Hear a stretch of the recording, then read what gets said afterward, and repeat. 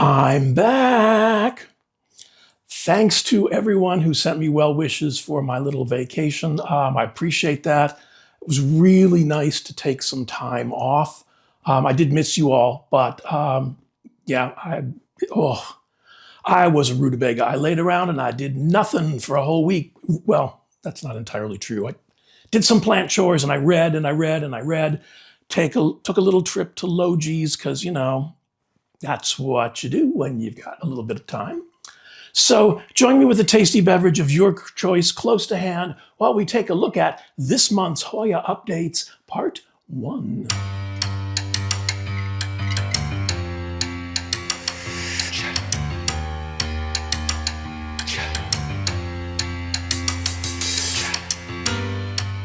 And before we get this underway, I'm happy to take this opportunity to send out a special thanks to Charitas4347, who sent me a super thanks recently, and to Cassidy Huntsman, who bought me coffees.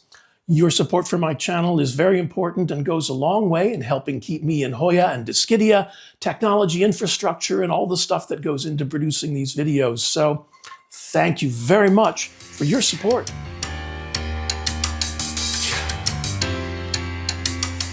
And we've got a couple things in bloom this week. And the first one is my Hoya species Kalimantan UT158. And it has started blooming.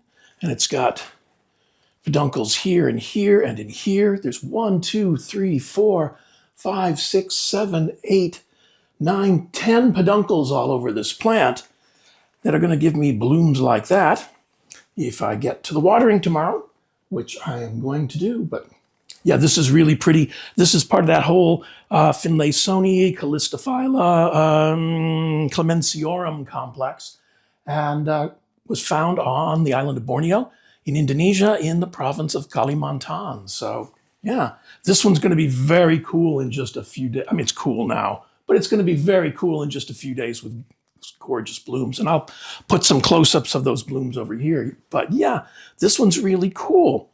Now I got to put this one aside. Bear with me a second. I'm right over here. And I had to find a good spot for this one. And the other one that's in bloom this week is my Hoya lacanosa amarillo, or amarillo, but there it is. And it's a standard lacanosa bloom. Oof. Standard lacanosa bloom scent, and there's a bunch of peduncles over here, so it's due for a watering. That's not too far behind schedule, so if I give another good drink, it's liable to really take off, in blooming wise, that is. Yeah, this is a good one. It's probably getting a bit too much light, but it has those really neat, let's see if I can do this without, sort of variegated leaves. They're a little funky and splotchy, and, you know, I tell the story, I was wondering if I would know when something was going wrong with the plant if the leaves looked like that. But it's primarily the new leaves. They do tend to shade down to a really nice dark green color. They're a little large, and that's large for lacanosa, and by that I mean the leaves are going between 2.5 inches, 6.5 centimeters, and 1 inch, or about 4 centimeters. So yeah, this is a nice little lacanosa, and I knew there was a lacanosa in bloom somewhere in the room. It just took me a while to find it, and I'll put some lacanosa bloom close-ups up here. But they all pretty much look very, very similar. There seem to be some variations in size on the bloom, but yeah. This is another good lacanosa, and this is Hoya lacanosa amarillo, or amarillo, whichever.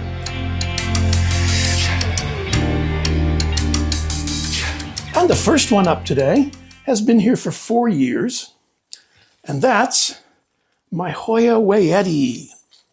Now, Hoya wayetii is native to the Philippines. It was first published in 1993 in Fraterna, the official bulletin for the International Hoya Association, by Robert Dale Kloppenberg. And this one, we're fighting mealybugs on it. We're getting ahead of them. So that's cool. It lives in the room where the orchids used to be, and the orchids were the one that brought in the mealybugs. So we're working on that. So you might see a few stragglers on here, but this is just a gorgeous plant. I found this one in a big box store. I already had a Hoya wayetii, a small pot of it, but I saw this and it was like one of those big, hanging planters full of wayetii, and it was $20, and I said, well, yeah, that's coming home with me. So I moved it at first into bark and sphagnum in a net pot with a cover pot, and it did okay, no problems. And then I moved it into this hanging self-watering pot when I figured out how to make those work. And that's been about, I'm going to say 2 years since I did that. And it seems to be loving life. Right now, during the wintertime, it spends the day in a west-facing window, a little bit higher up so it doesn't get blasted with sun, but it gets a good amount of sun, which accounts for some of those gorgeous margins on the leaves. That's really, really pretty. And it's in my standard house mix of cocoa husk chunks, fine bark, pumice, and long fiber sphagnum. And it gets watered every couple of weeks, but it's got a reservoir and a wick system in here, so it's doing okay with that. Yeah, it's just really great. It's going to go out on the porch this summer. It lives in the eastern window out there, so it gets nice early morning light and a lot more light consistently throughout the day. The window where it lives now, even though it's west facing, it really doesn't get sun until early afternoon. So, it's not getting blasted, but this is done really well. It's very heavy right now. Done really well. It's neat. There's no trauma, no drama, nothing difficult. The thing I've noticed about wayetii and who are you? You're not heuschkeliana. This is wayetii, and that is kentiana, is that they really like an airy mix, at least in my experience. Nothing clumpy. They don't want anything with soil in it. Their roots tend to like to rot fairly easily. So lots of air around them. They like their moisture like all Hoyas do, but they don't want suffocation. So yeah, keep that in mind. But yeah, this is done really well. We're going to win the battle against mealybugs. And this is Hoya wayetii, and it came from a big box store.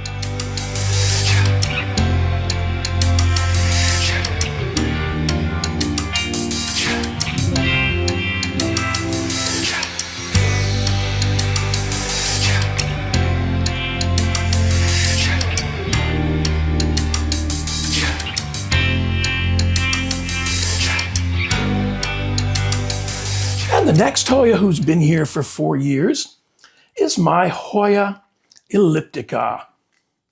Now, Hoya elliptica is native to Brunei, to Kalimantan and Sumatra in Indonesia, to Malaya, Sabah, and Sarawak in Malaysia, and to Thailand. And it was first published in 1883 in the Flora of British India by Joseph Dalton Hooker. And Hooker named it after the elliptical leaves, kind of like ovoid. Not avoid, ovoid. Now, this plant right now is doing very well for me, although I will freely admit that we have had our differences. When I first got it, it was doing okay, and I should have a picture of an arrival photo over here. It did okay, and I had it, I think, on this set of shelves here. The shelves are kind of close together, so it was under decent light, and it grew okay, but not great. And I think it was Miro who mentioned that in his experience, elliptica does better in slightly lower light. So I moved it to slightly lower light, and it did seem to appreciate that. Right now, it's living on the floor over here, here, and it's in the front fallout from one of my grow shelf over here. The leaves are measuring about 3 1/4, or 3¼ inches, 8¼ centimeters long, and like 2 inches or 5 centimeters wide. They have that beautiful kind of like tortoise shell look to them. And it has bloomed for me. I should have pictures over here. And it's doing rather well up top here. I think I've finally kind of gotten the light level for it. It was attacked by spider mites. It's been here that long that, we had to deal with the spider mites on this one too, but it bounced back. And when I underwater it, as I apparently have recently, it bounces back. It keeps putting out new growth. So for every time I don't treat it as well as I should, and then I start treating it well again, I get like a new little shoot coming out, like right there. And I get new growth. There's new shoots down at the base here as well. So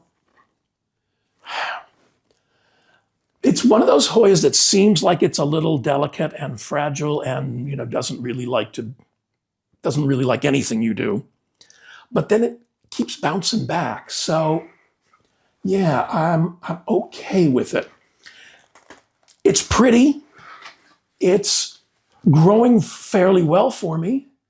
I have really mixed feelings about it. That's a big leaf up there.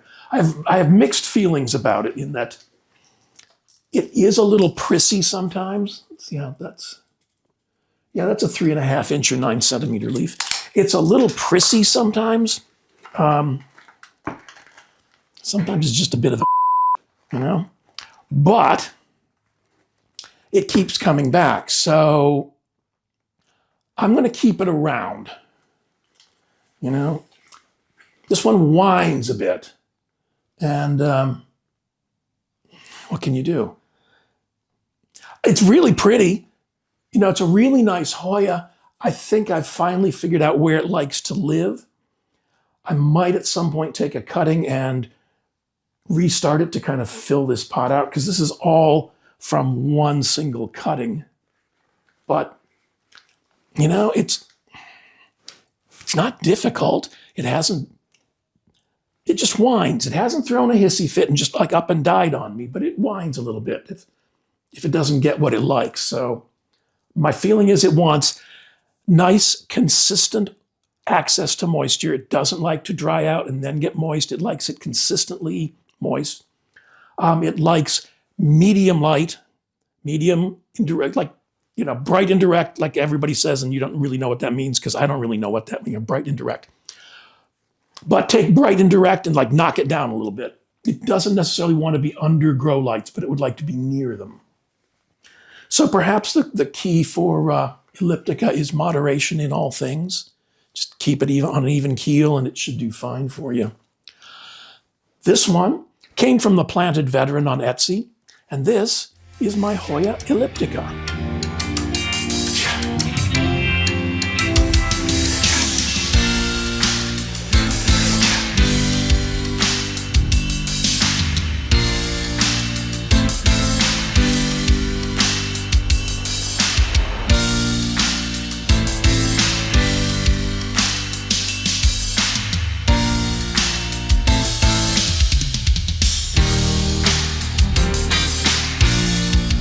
And now another plant that's been here for 4 years, and that's my Hoya heuschkeliana variegated.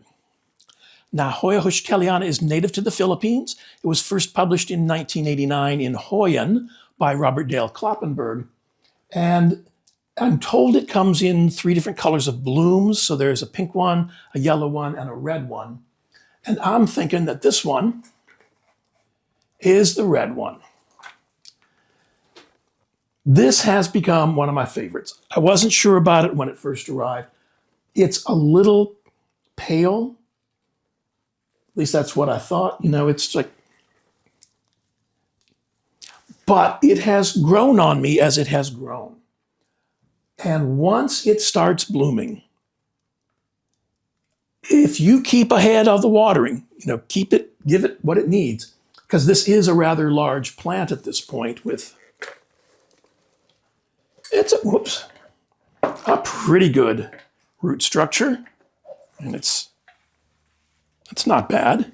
Hasn't filled the pot, so I think we're okay at this point.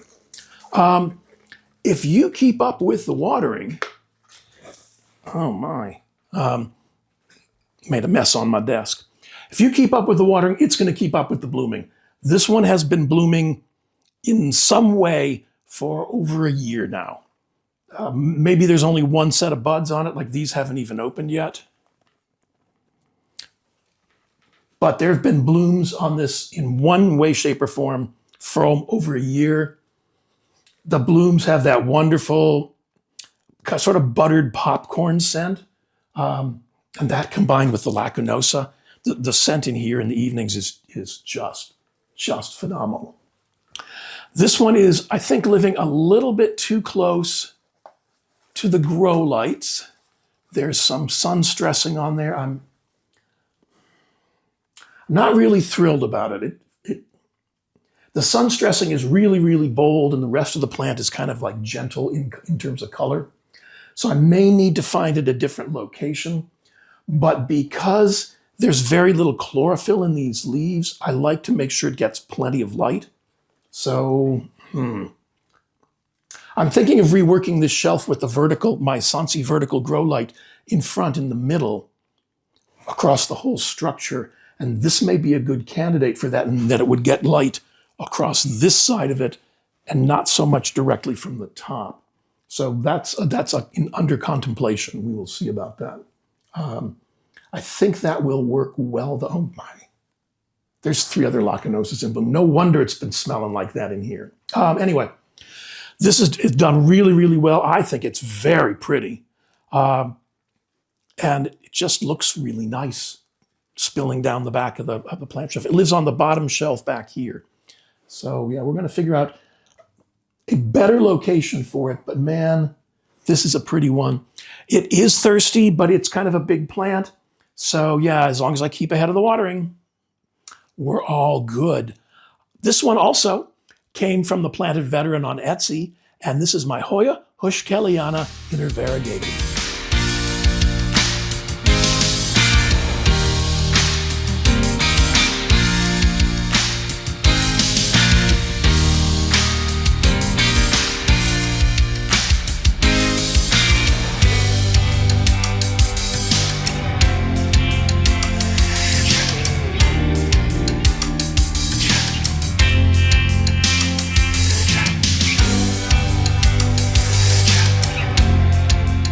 Got that spill wiped up. You'd think at this point in my growing career that I would have towels all over the place, because you know how it goes, and I do, but for some reason they had all migrated to over there. So yeah, I just usually leave them on the, I've got hardwoods in here, so I just usually leave the towels on the floor and wipe stuff up using my feet, but that's because I can be lazy sometimes.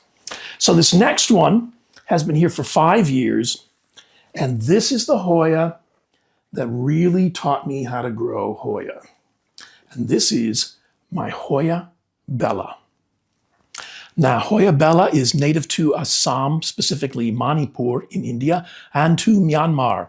And it was first published in 1848 in Botanical Magazine, or Flower Garden Displayed, by William Jackson Hooker. And the note on the herbarium sheet says Burma, which was the old name for Myanmar. So that's probably where Hooker discovered it. I'm sure that the people who lived there knew all about it, but you know, you never listen to the natives, aren't we? Anyway, so I got this as a nice little cutting, and it has turned into this gorgeous plant. I do love Hoya bella. I have 3 varieties, and I just love the whole cascading wildness about them. So I got this as a small cutting when I was first. This is not the first round of Hoya. The first round of Hoya, like almost 6 years ago, did not go terribly well. This was in part of the second round.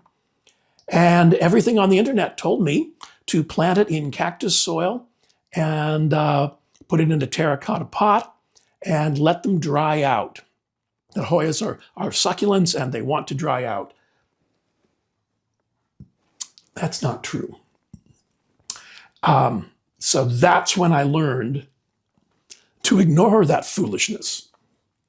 And Hoya bella in particular does not want to dry out. It wants constant access to moisture. If it dries out, the leaves will look bad. They will look really bad. The good news is that they will bounce back, but don't do that. If there was ever a Hoya that really wanted a self-watering pot, this is it. Now this one isn't about, well, I don't have to say about, I've got a measuring tape. Where is it?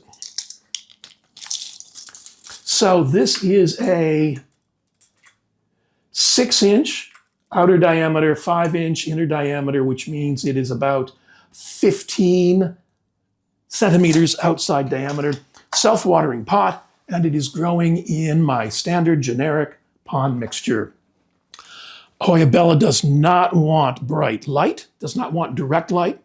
So this one lives right over there, and it's between my southeast facing window and my Sansi grow lights, which are clipped up over there. So it's in between, so it gets some early morning sun. So you notice that's why the growth is heavier over on this side. And it gets steady light from the fallout from these. These meaning other two grow setups over here. And it seems to be doing well there. It's not blooming at present, but there are peduncles scattered throughout, and it's getting ready to bloom again since the temperature is a little bit more evenly warm. And I've got a hack for my watering setup, so it's making watering in here a whole lot easier. Yeah, I'll tell you about that later. But anyway, so really, this is just fun. If you want that whole jungle vibe thing of plants spilling out from the rocks and the sides of your canyon, this is the one for it. I have an 8-ounce weight on the back here, fishing weight, and I'll put the metric conversion for 8 ounces over here to keep the plant from tipping over and taking a header off the dresser. It lives on the dresser over there. And that seems to be working. One of my other bellas did that one evening, and so I've got plant weights on the back of all 3 of them. Even though it's in pond and it's heavy, the weight of the plant can overcome the inertia of the pot, and I don't want that to happen again. So yeah, this is fun. If you don't have a Hoya bella, y'all need to get one. And if you haven't had luck with Hoya bella, well, number one, do something different. And I would strongly suggest doing a self-watering pot for it and keeping, you don't have to necessarily water it every week, but every week you should make sure to check that there's moisture in here. And if the temperatures are warmer, as summer comes or where you are, then check it every 3 or 4 days to make sure there's moisture in there. And it will do well for you. Don't blast it with light. Give it a nice, gentle, comfortable spot to hang out, and it will not disappoint. Yeah, one of my faves. Well, I know I say that about all of them, but okay, it's one of my faves. This one came from L.A. Dreamy Shop on Etsy, and this is Hoya bella.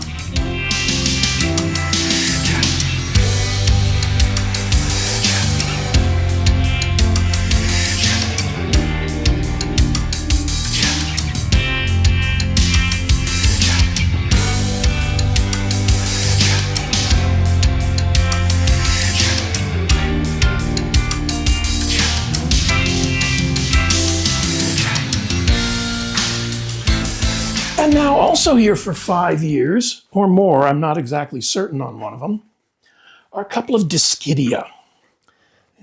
Come on, none of that now. And the first one up is my Dischidia ruscifolia.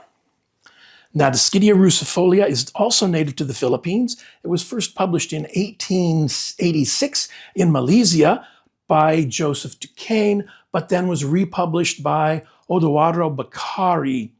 And you know I love some Dischidia. They're Hoya cousins, so the care is much the same. But this little monster is just a treat. It's easily 36 inches or 90 centimeters long. It's just, I like this plant a lot. I like this plant a lot. If you're curious about Dischidia, this is one of 3 Dischidia I would recommend as a gateway plant. This is not at all difficult. It's actually fairly hardy, as are the other 2, but we're talking about this one now. So yeah, it just does really, really well. Right now, mine is growing right here on the front corner of my desk, so it faces my southeast window, which means it gets fallout from a couple of grow shelves over here. And can you see that? Yeah, just so it gets fallout from some of this grow shelf, and there's another grow shelf over here. It also gets some early morning sun.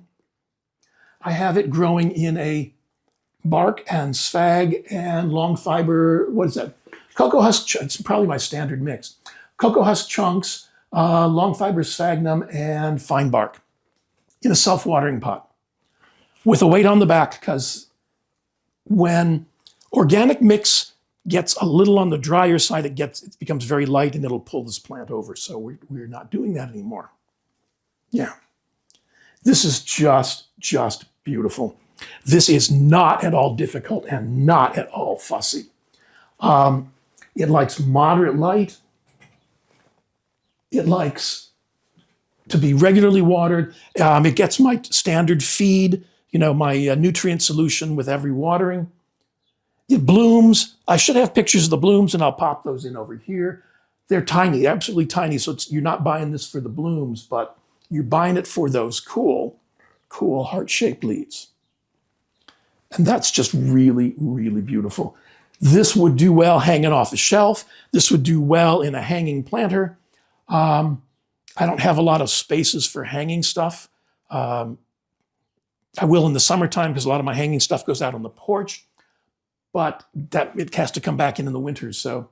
But this is doing really well, just spilling off the edge of the desk. It's so pretty. I really like this one. This is neat. So yeah, if you want to try out Dischidia, look for Dischidia ruscifolia.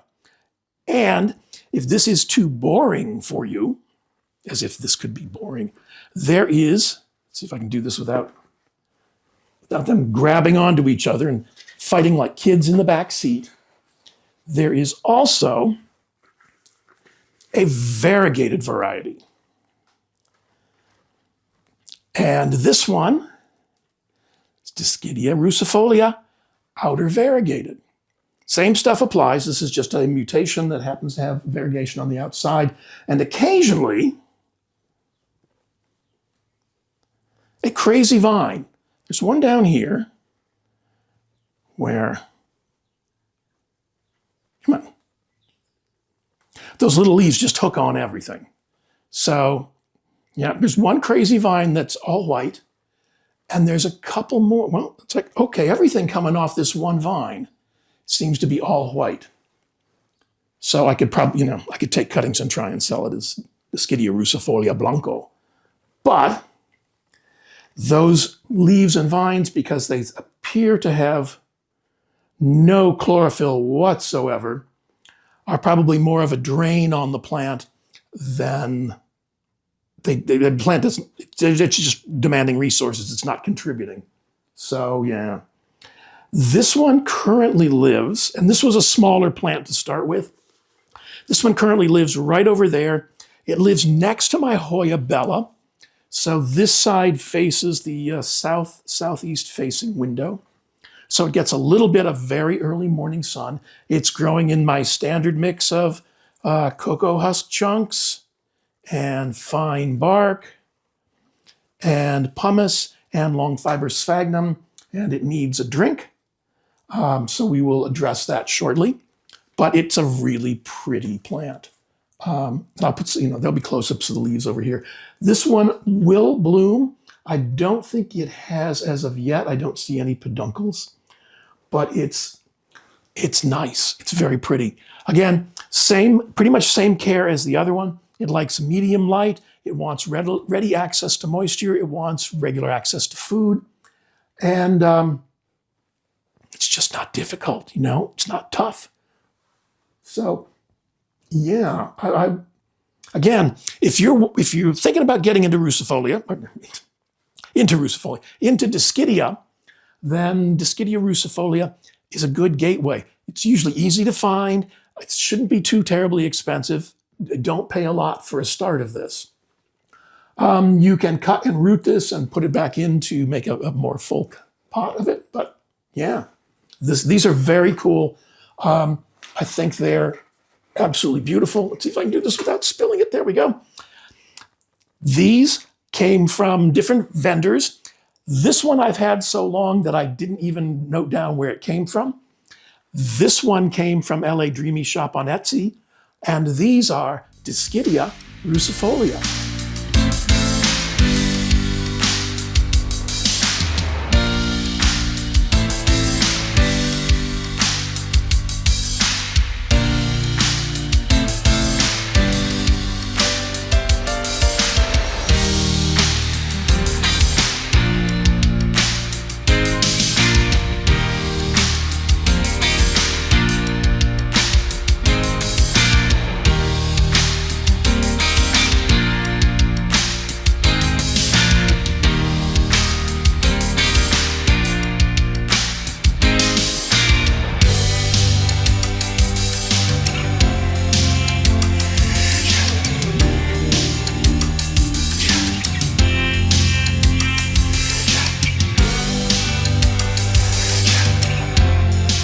And I mentioned a little hack that I had figured out for my watering technique.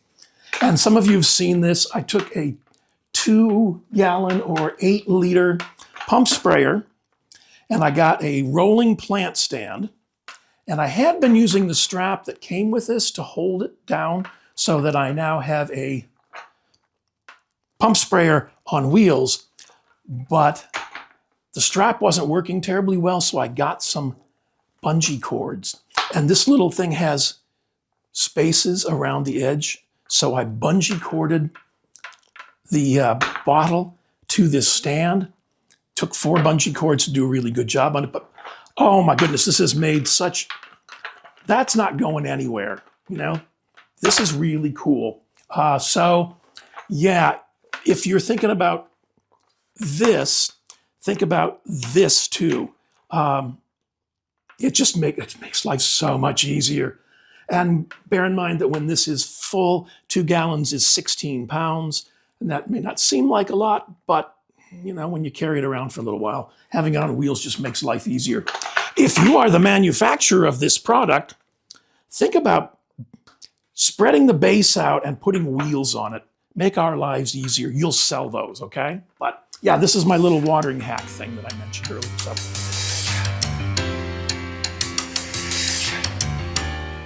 And now it's time for questions from the comments. And the first one up comes from Leanne Hillier. And her question was, is your mix 1/3, 1/3, 1/3, no perlite or anything? Just kind of wondering, I might try something different on a couple of mine. So I'm guessing that you're asking about my organic mix. And my organic mix is actually, I'm going to say like 1/4 of cocoa husk chunks. And I get the ones that are designed for animal bedding because they've been rinsed in fresh water and not salt water, so there's no danger of extra salinity in the mix. And so you just look for stuff for like reptile bedding. I usually get the stuff from Josh's Frogs because it's not scrappy. It's just like nice regular chunks, and it's rinsed with fresh water. So cocoa husk chunks, fine bark. I buy generic fine bark on that big river store. I think I may have a link to it in my Amazon website, Amazon storefront. I don't have an Amazon, there's Amazon storefront. So that's cocoa husk chunks, fine bark. I use pumice. I don't use perlite. I'm not a big fan of perlite. Perlite breaks down too easily, and it has a tendency to migrate to the top. And I haven't noticed that so much with pumice. So I've been using pumice instead, and long fiber sphagnum. And I pop for the good stuff because it makes a huge difference. I know some of the big box stores carry what's labeled as long fiber sphagnum, and it's relatively economically priced. And if you look at the good stuff online, you're going to have a bit of a sticker shock. But if you use it, it's just, there's a huge difference. When you rehydrate that, because it comes in a compressed dried brick, when you rehydrate that stuff, it's wondrous. It's absolutely wondrous. And you can use it again, and it's just, yeah, it's worth popping for the good stuff. So it's kind of a quarter, but I adjust that a little bit. If I know that the plant is going to require more moisture, I might put in more long fiber sphagnum. If it likes it a little bit drier, a little bit less long fiber sphagnum, but that's pretty much what I use. From Kimbermois, bonjour mes amis. Could you explain your process of setting up the summer porch? And yes, but I'll wait a little bit on that because I'm not going to do that yet. And I can kind of like just show you, but primarily I have hooks. I have windows on three sides. It's not heated, so nothing can stay out there, and it's not insulated, so nothing can stay out there in the winter. Stuff will freeze. So all my bonsai come into the porch for the winter. That way the rabbits and the deer can't eat them. And then in the spring, sometime probably later this month, I'll start moving the first of the plants out there. Probably not before the 15th, when temperatures need to be staying at 50 degrees or higher, and some of my hardier stuff. The Hoyas won't go out there until after Mother's Day, and U.S. Mother's Day in May. So yeah, but I'll try and do some clips and show how I set that up and what's going on out there, because it's one of my favorite rooms in the house.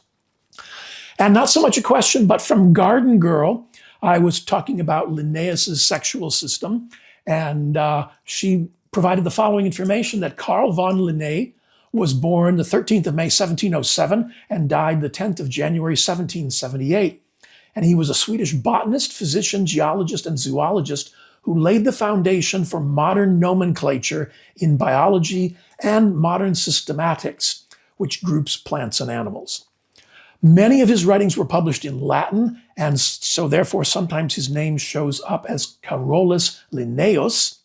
But he was a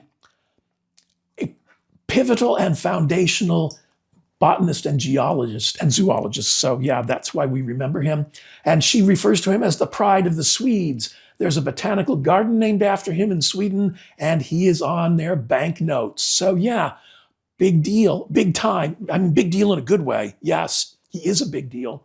And Garden Girl, thank you very much for sending along that information, because I love that nerdy stuff. And now the question for the comments. And this one's a little different, but it was prompted by Garden Girl's information. So what's your favorite bit of Hoya, or let's say Hoya nerdiness? Knowing where the plant came from, or, what's a little thing you found out about that, oh, I didn't know that. That's really cool. Share that with us, because I'm a nerd. I love that kind of stuff. I'm the guy with the maps. I love that kind of stuff. So yeah, what's your favorite bit of Hoya nerdy stuff? Trivia, info, that kind of stuff. Add it to the comments below. And I want to take this opportunity to thank you all for your kind wishes and letting me take a week off. It was really good for me, and kind of helped re-energize me and get me looking forward to this again. So yeah, that's very cool. I also want to thank you for choosing to spend a little bit of your time with me this week's end. Please remember the thumbs up, like button, the subscribe button, the notification bell, and if you're on a mobile device when you're all done looking and commenting, the hype button. All those things help create a glitch in the matrix for YouTube, and they end up recommending my videos to other people, you remember them, who might also enjoy watching them. A lot of the products that you've seen me use are available through my Amazon storefront. There's a link in the description, or you can scan this QR code and visit my Amazon storefront. I make a small commission on the sales of items from the storefront. It doesn't increase your price whatsoever, and it's a great way of helping to support the channel by buying things that you would normally buy anyway. If you're in the market for grow lights, I have a relationship with Sansi. And if you use the link in the description below, or scan this QR code and use this discount code at checkout, you'll receive a 30% discount from the prices you find on their site. My Sansi lights have been a big help through this winter. I think I'm gonna use some new design stuff, or new uses for them with some of my trailing plants, and we're gonna experiment with that. But yeah, been very happy. I think you will too. If you'd like to support the channel directly, here's a link to here's a QR code for my Buy Me a Coffee page, and there's also a link in the description to the Buy Me a Coffee page. Or you can click on the thanks button down here, and YouTube handles everything to do with the thanks button. I'm gonna post links to a couple more videos over on the side here, stuff you might enjoy or find at least entertaining. And please enjoy the rest of your week's end.